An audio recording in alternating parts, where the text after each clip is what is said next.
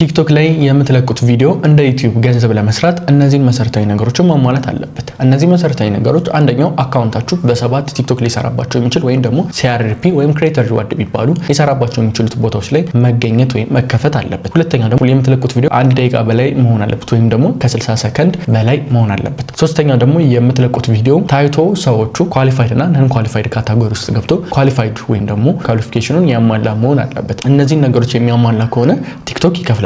ኳሊፋይድ እና ነን ኳሊፋይድ የሚባሉት ወይም ደግሞ ቪዲዮአችሁ ዲስኳሊፋይድ ላይ ያደርገው የሚችሉ ነገሮችና ገንዘብ እንዳያገኝ ስቲል ከአንድ ደቂቃ ቪዲዮ በላይ ለቃችሁ አካውንታችሁ ሞኔታይዝ ሆኖ እንዲሁም ደግሞ በዩኬ ወይም በሌሎች ሀገሮች ከፍታችሁ ያ አካውንት ግን የተሻለ ገንዘብ እየሰራ ካልሆነ ወይም ደግሞ ቪዲዮዎቻችሁ ዲስኳሊፋይድ እየሆኑ ከተቸገራችሁ እንዴት አድርጋችሁ ማስተካከል ማወቅ የምትፈልጉ ሰዎች ካላችሁ ኮሜንት ላይ አስቀምጡልኝ። በቀጣይ ቪዲዮ እንዴት አድርጋችሁ ኳሊፋይድ እና ዲስኳሊፋይድ ቪዲዮዎችን መለየት እንደምትችሉ ኳሊፋይዶች ለመሆን ምን ነገሮችን ማሟላት እንዳለባችሁ ስቴፕ ባይ ስቴፕ እሰራላችኋለሁ። ስለ ቲክቶክ ክሬተር ሪዋርድ እንዲሁም ደግሞ ቲክቶክ ሾፕ ሙሉ መረጃዎችን ለማግኘት የምትፈልጉ ከሆነ ዩቲዩብ ላይ በተጨማሪ ለቅላችኋለሁ። አታል በትረ የዩቲዩብ ቻናል ላይ ወይም ስክሪን ላይ በምትመለከቱት ዩቲዩብ ቻናል ገብታችሁ ሙሉ መረጃዎችን ማግኘት ትችላላችሁ።